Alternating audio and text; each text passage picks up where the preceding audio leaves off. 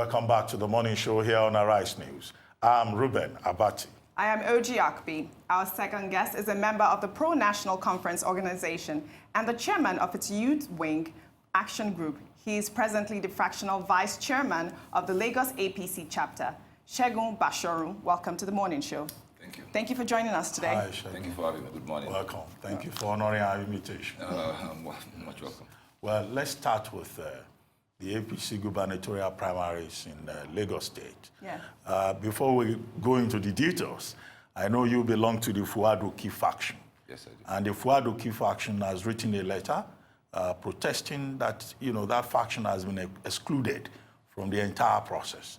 Has there been any response from Abuja to that protest? And if there is no response, what does your faction plan to do to show that you are also members of the APC and you didn't feature at all in this process? Well, it's pretty clear. Our position has been stated clearly from the get-go. Remember when we had the parallel, we had ended up in court because we could not find political solution to the parallel that occurred. However, with what had happened lately, it shows the consistency of what we have been trying to get people's attention and the national chairman and national working committee's attention. So these are facts that need to be addressed before this process should take place. If those facts were not addressed, definitely the process is going to be nothing more than a sham. What happened in Lagos with the governorship primaries was unbelievable. And it's the consistency of the lawlessness, the impunity, that my party has now become very, very unprogressive in the intentions of what this new party was supposed to bring about. What had happened, what is amazing to us, is that one, a body was set up, a committee, legally set up, given the power to come here and conduct a process. In the middle of doing that, or conducting that process, without getting any report from them, national chairman, who is seated in another state far away from where that body is supposed to conduct the process, the body now claims that they have distanced themselves from that process, that the primary had not taken place because they are not the one conducting the primaries. So who conducted these primaries? Who were the referees? Was it the same people who were being their own judge and referee and then announced their own results? Who they now end up, right, being summoned to Abuja? They never told us in Lagos. Remember, the governor is only one of the candidates out of over 200 candidates. The House of Assembly, House of Reps, and the Senate. So we have over 200 members who are paid for their forms and they are contestants. So governorship is just one of the candidates. Now, you are the referee. You came to conduct election for these processes, governorship, senatorial, House of Reps, and House of Assembly. Now, in the middle of just doing that one, you are summoned back to Abuja. You never told us in Lagos that you are leaving us to go to Abuja. You never told us when you are coming back. You never left any report. The next thing we heard is you are in Abuja. And then you are now making a press conference to make a U-turn, complete U-turn of what you said just a few hours earlier. And now you are now saying that you are announcing a result that was conducted by whom? Why didn't the people that conducted the primaries make their own announcements? So they just gave you a list as the chairman and you read it out in public. It's a national disgrace. And the national chairman said he overruled. Here is the national chairman who is overruling a committee that is still on seat that was put together by the National Working Committee. Their point of reference is to report back to who constituted them and said, this is the report of Lagos. So you never got a report. You never said, oh, I'm waiting for their official report. It's unofficial. Whatever had happened in Lagos, we need to sit back, let the National Working Committee take a position. But the national chairman overruled that process. What exactly are you saying? Are you questioning the integrity of the Clement Avery-led panel? Absolutely. Or the integrity of Adams Ushomole, or both? Both. And the party itself, the National Working Committee, all together, combined. Because what we are seeing, because if these are going to be the same umpires, who are now, within a day, are changing their position, said they have distanced themselves from a process. because they did not conduct it. They still have the ballot papers, they have the materials, it has not been distributed. You know, there are so many requirements. When they said this, it was justifiable. Because, you know, the requirement is that if you are coming, you have guidelines. Yeah.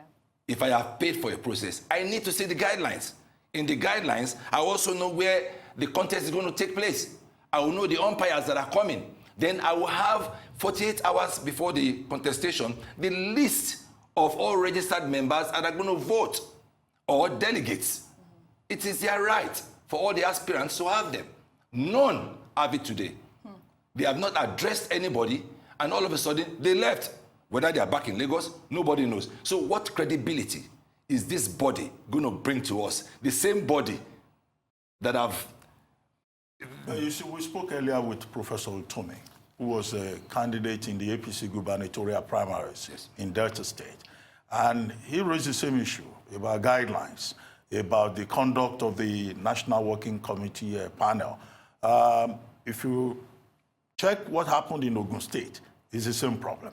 If you check what happened in Oyo State, Niya Akintola, SAN, and others, they are saying more or less the same things that you are saying. It's the same issue in Imo. It's the same issue in Rivers. Now, is it not the case that this is how the elders of your party, how they want to run it? This is the consistency that we can, the only consistency that we can hold on to in our party. The only consistency is this behavior this is disenfranchising a larger number of members and is pushing them out and telling them, you can leave if you like. And this attitude we did not expect from the new leadership. I mean, so many things out there about the behavior of our national chairman, that this unbrazen behavior. We didn't expect it for a political, for the national chairman of a party, because you're going to have in politics, we have people of different characters that you have to find a way to soften and dampen. Where there's in the case of Lagos State, are you not crying more than the bereaved? No. Just wait. Yes. Akumi Ambode, the man who should be the aggrieved party here, already came on air yesterday, and he said he has accepted the process. He congratulated Jide Sanwo-Olu. He even promised to work for Jide Sanwo-Olu, and he thanked Asiwaju Bola Tinubu. That is beside... And he thanked the party. But here you are, saying certain things are wrong and all that. No, I'm speaking for the over 200 other aspirants that paid for this process. The least payment was 850,000. We have over 150 contestants. How many do you think we have in the House of Reps? They've spent millions. How much did Akumi Ambode spend? 22 million? The other aspirants have spent close to over $500 million. Their rights are far more weightier than that of the governor. Well, so in any case, is there any reason for any of the citizens to vote or even participate exactly. in the election? Because they already felt disenfranchised, that if this can happen to a governor, then we're in trouble. Well, let me get something right. You belong to a faction that is not even recognized by the leaders of the APC in Lagos. You said earlier on that, the attitude of the leadership, both Asiwaju Bola Tinubu and others at all levels, is that, as far as they are concerned, it's good riddance to your faction. But here you are talking as if you are still part of the game. Oh, yes, we are part of the game. You see, we are not like them. No. Let me. You see, we have legal facts, and we know eventually we would win in court, because we are the legitimate ESCO of the party. We are challenged from the very get-go when we had the Congress. We had this problem at the Congress. So if you have an illegitimate ESCO in Lagos, because there was no ESCO as far as Lagos is concerned, and the party has made that pronouncement. So which ESCO is conducting this process in Lagos? That is the question. So whatever they do is null and void. Once they are being sacked by the court, it will have a ricochet effect on all the processes they partook. And that is the danger. And that is what we are laughing and saying, that we have been warning consistently. We have been writing letters. We have been pinpointing the lawlessness, the impunity. And we have 26 cases in Lagos that we've taken to court. 26. Because each time we see these faults, no problem. We meet you in court. Because members of the other faction appear on this program. They don't even agree that there is a faction. Oh, They say that you guys are just a group of disgruntled elements. Oh, yeah. I mean, and in your case, hold on. In your case, you know what happened when you wanted to run for local government chairman? Yes. In Kushofe? Yes. You know, and the assumption is that you know you are disgruntled. Yeah, because you were not given a chance. What's the name of the other guy? Sholola also? Shofola was given, yes. You know, and that's the source of your agitation. No, yes, it may be. I'll tell you. You know, the funny thing is that this so-called leadership, I am far closer to all of them than most of these people you mentioned. I knew them before they were anything. Before they were senators or governors. I knew them. I can walk into their house anytime. But I'm not of that brave to go and ask somebody that you should sponsor me or anoint me. You see, we fought for this democracy together, June 12. I can never forget. I can never forget what happened, because not only are my parents, I also suffered the consequence of fighting for June 12. And what we fought for, the changes we wanted in this part of the world, is not what we're getting today. It is so sad, because what we are seeing in Africa is the consistency, where we say that the only way hopefully we can get positive changes is through leadership, right? So our political process, this is where we incubate and bake and cook, train our political class, the political class that's supposed to take over the leadership of the country. If we get it wrong from that foundation, the foundation where we are learning processes of being cheaters, we are learning processes of do or die, we are learning processes of hailing impunity, it's a bad culture. Because what would happen, those same people that will represent us, when they eventually win through cheating, through cutting corners, and they get into power, they will multiply that behavior. And that is what we have seen consistently in our democracy. Because we are not going back to the drawing board. So for us that are challenging the status quo, we are the heroes of democracy. We are the true progressives. Because we have said, if you call yourself Action All Progressive Congress, all that connotes certain things, that you are a group of progressive thinking people. But what they have done is to show consistency of unprogressiveness. We are the only members that are progressive, because we are asking that it is unfortunate that this country have given you so much on the backs of the majority of Nigerians, ordinary Nigerians. And all we have begged of you is to let them take part in the process. And that is what they are not allowing us. And this is where they fight the issue of going back to the street that Prof was talking about. That eventually, the only way we may be able to arrest power or make changes is to go back into the trenches and the streets to ask for a right. Because they have bamboozled us out of the process. And this is what they are doing consistently. And it has to be resisted. And we are looking forward to the courts to be the last hope. I like your faith in the courts. I mean, the court is the last arbiter. 6 years I lost. Yeah, I see you are not impressed by Godfather politics. Oh, absolutely not. But you can see that in Lagos. In Lagos, I mean, Ambode a few days ago was sounding like you were sounding. You know, I'm not Ambode. Yeah, well, I mean, it was challenging. It was challenging and shaking the table. But as at yesterday, it sounded very apologetic. I would never have existed through that process. I have the opportunity. I could have gone to see my godfather, or so-called assumed godfather, every day. Who is your godfather? The assumed godfather would have been Bola Ahmed Tinubu. If I go to his house every day, I would have been the chairman. I did not go to his house. I went to mobilize people. And they told me, you want to show how popular you are? You will never get there. Because once you show your popularity, that you think you know the community, that you can mobilize, they love you, then you will never get there. Because once you get that power, you will use it to challenge us. That is their belief. And so that's what happened. That's what happens. They bring people who will not do anything but go to Bola Tinubu's house. So when you get that power, you have nothing. And that is so that will not what happened to Governor Mode can never happen to me. Because I'm a grassrooter. I mobilized the whole of June 12. There were two of us that coordinated in America. That is why for the sky I have here, I was in coma for 2 days after the rally. I passed out while I was driving.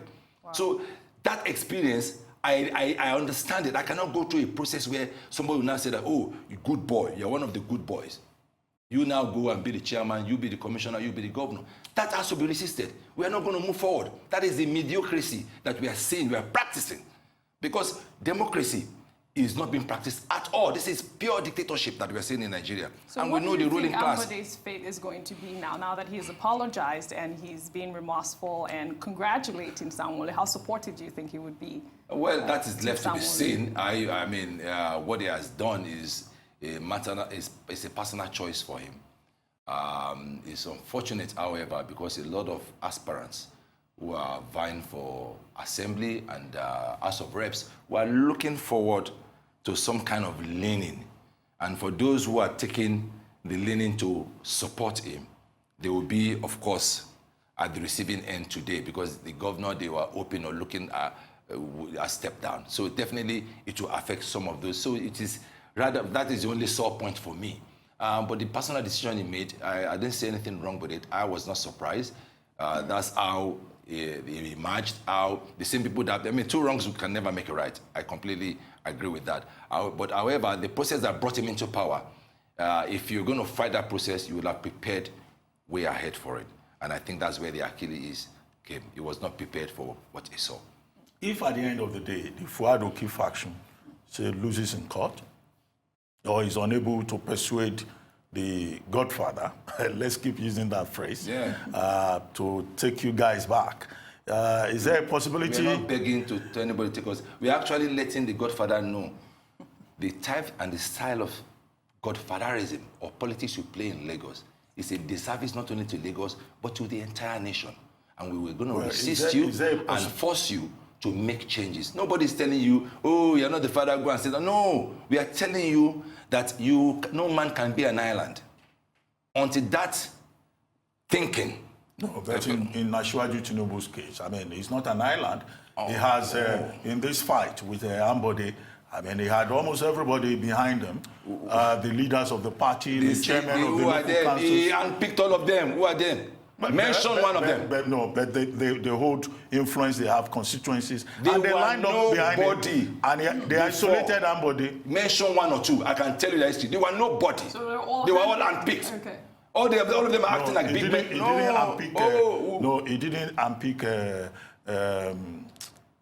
Odumbaku, who is a leader of the party. Of course he unpicked Pastor Odumbaku, who is Pastor a leader of the party. Odumbaku is the PA to Aregbesola. That's how he became who he is today. He was a nobody. We all know him. He was a comrade like me. He was a leading light in the Christian community. He was a comrade like us. He was also in the trenches. He was a comrade. Okay. So we know who Odumbaku is. There's nobody want to mention in the leadership that we don't know. The real leadership were those old men. Those are the real leaders that fashioned the party and even gave him the platform to use to be a senator and then eventually to be a governor. Those were those men, and he pushed them out. So when you say leadership, those people that are calling leadership are all the surrogates. They're just using the name leadership. That's why they now connote national leader. And he's using that leadership, local leadership. No, they are, believe me, we know these people. That's why. I like your luta continua spirit. But at the end of the day, Victoria have to be asserted. Well, if at the end of the day, it doesn't work, are you guys going to move to another party? No, we're not, we're not trying to play a spoilers game. We believe that we are the conscience of goodness, of rightness, of fairness. No, but since 1999, you in particular, you've moved from one party to the other. No, APC is your fourth party. No, it's your fourth party. I will tell you this. I have been consistent. You were in Labour. You were in DDP. Now you are in... I can tell you consistently, the only party I have ever vied and contested, it was in Action Congress. All the other things I have done was to support a candidate I believe was a better choice for the majority of Lagosians. I have no regrets about that. I didn't go there because I lost a ticket and I wanted to go and pick a ticket up in Labour. No, I never did. I went there to support a candidate I believed in. And there's nothing wrong with that. Because what we are saying in Nigeria today is we are not looking at the individual, the quality of those individuals, and make choices ourselves. We are now being told that, once the party says, this is our governor, everybody must accept, is our governor. That's the mediocrity that we're seeing.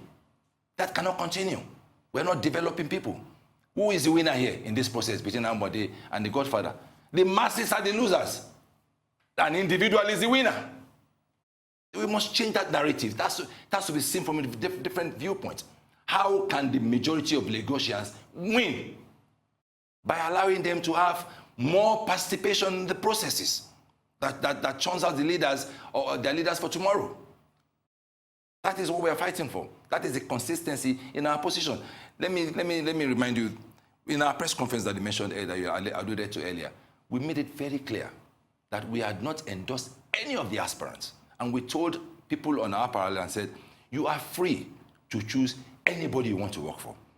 But to make it more organized, do it local government by local government, based on the peculiarity in your local government. If your local government is for Sanwo-Olu and people in your local government are all for someone, then go.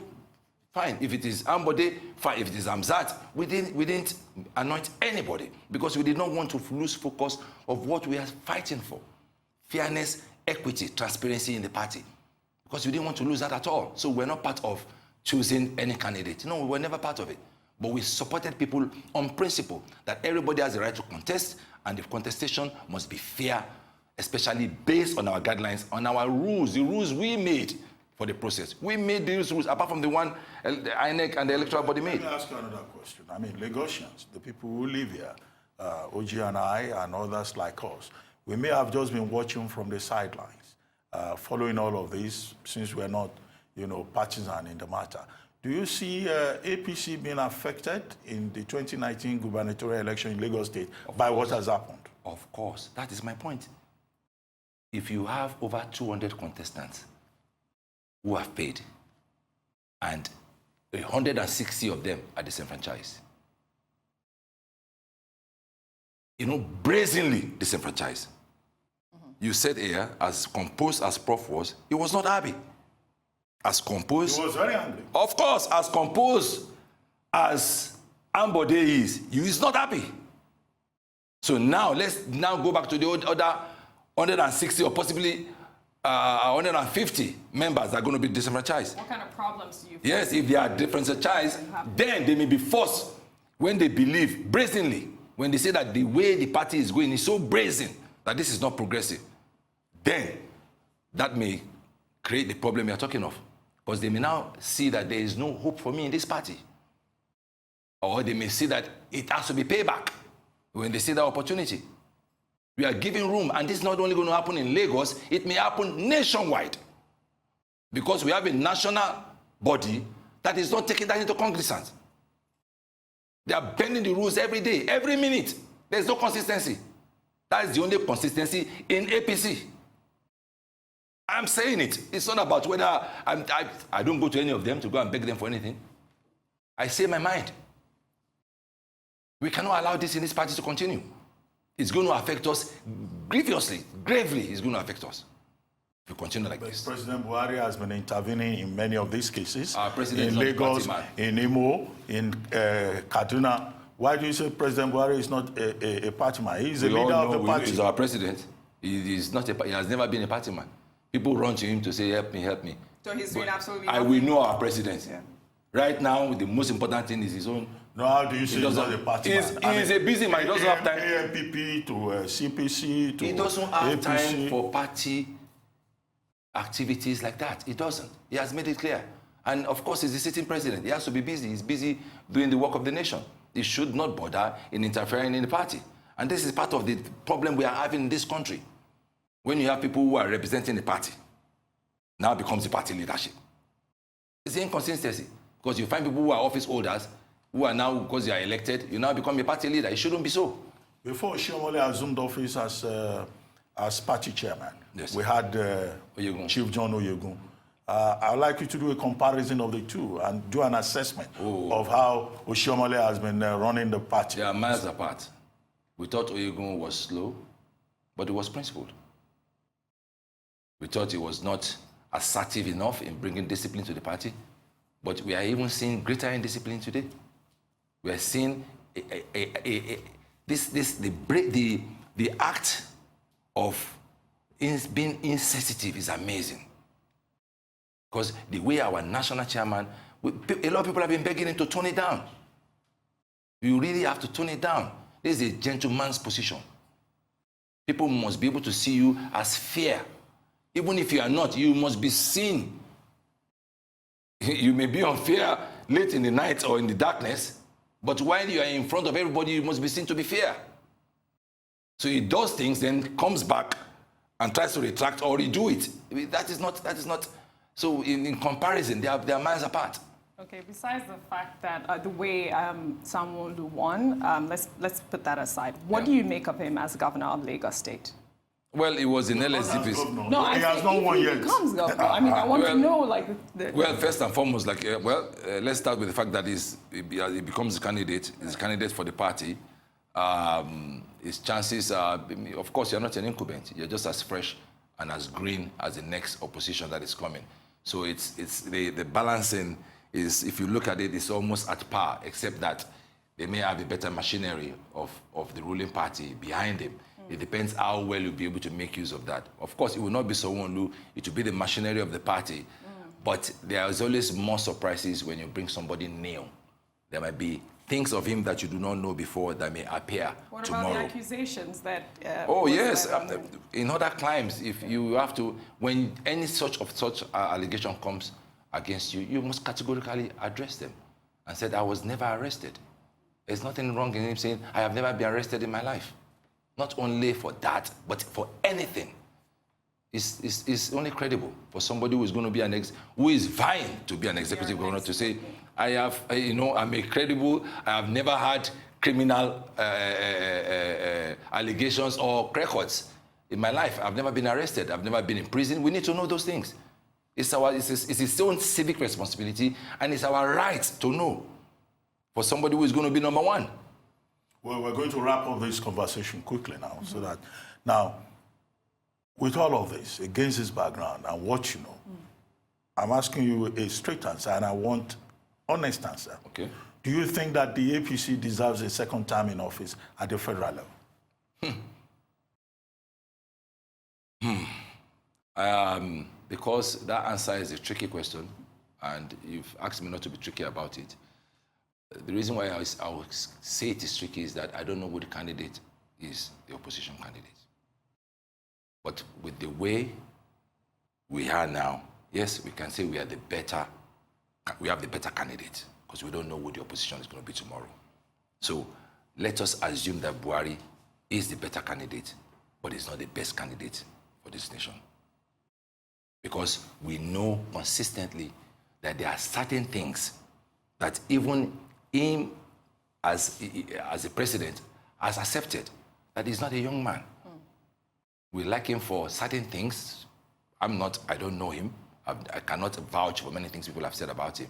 But many people, which I believe, since they have said it, probably are right, that he has integrity. That personally he has integrity. But the issue is with control of those people around him decisively in time. Not that it is when you see where we need to make prompt response, you take all the time until there is what you may call a superior persuasion before you make changes. We do not need that in Nigeria. We need prompt. We need a president to be more, well, it looks more far alive than before. And I think the president is getting spun. It seems that it's getting his... it's always very convenient to blame people who work for a president or people who surround a president. The buck stops at the table. Yes, so in terms of performance, overall performance, addressing the issues of security, welfare, and the expectations. It has been average. I'm not one of those positions that lie. It has been average. It's been lower than expected. We are not happy, and we will have to convince Nigerians and tell them the reasons why we believe he should have a second chance, that the reason why he's a better candidate than who is going to be presented.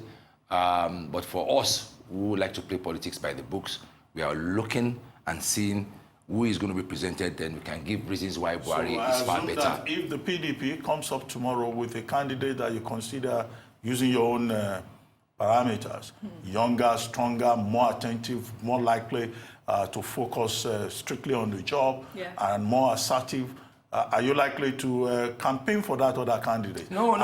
This is a better man. No, I don't need to jump ship to say the truth. I will say the truth. I'm not going to jump ship. I'm going to work for Buhari. We're going to campaign for him. But the truth is what will set us free. By telling them with the likely challenges we're going to have. Anyway, thank you very much, Segun Aka Bashorun, for coming to the morning show. We've had a very interesting session with you, Thank and you. I'm sure we'd like to invite you back again someday. I'll be honored. Thank you very much. It was a pleasure to have you here.